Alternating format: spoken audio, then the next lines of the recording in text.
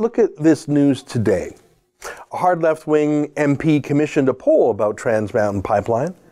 The stats show, I'm quoting here, of the 938 British Columbians surveyed by Insights West, that's the polling company, 48% said they support the pipeline expansion, while 44% opposed it, and 9% were undecided. And by the way, that support has actually gone up in the past few months. So the first point is it's amazing that after a decade of professional slander paid for by anti-oil extremist groups, that more British Columbians want the pipeline to proceed than don't. And that's in a poll bought and paid for by an NDP MP. So the first piece of good news is not all British Columbians are kooks.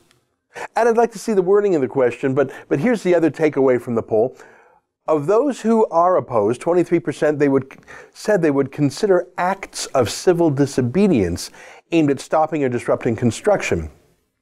This is the kind of result that keeps me up at night with worry, Stewart said in a press release. Yeah, I'm sure it keeps him up at night, an NDP who opposes the pipeline. But let's just take a look at it. 23% of 40%. That's 10% of the people in the survey say they would do civil disobedience to stop the pipeline. Now, let's say 90% of those people are just being tough guys on the phone with pollsters, barroom Napoleons, as they call them.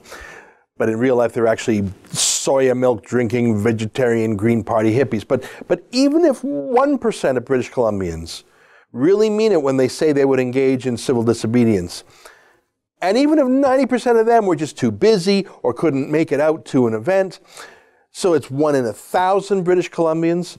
And remember, civil disobedience doesn't mean violence, right? It just means peaceful but illegal protest. So let's say 1 in 10 of those people would go further. They'd do crimes.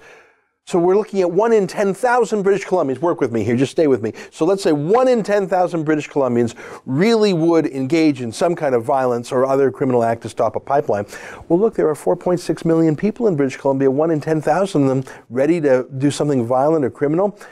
That's 460 people. I absolutely believe that's true.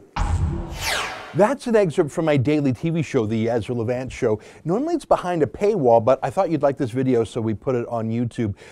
If you want to subscribe to watch the daily show every day, including always 2 interviews a day, and I read my hate mail, just click on this screen and become a premium member.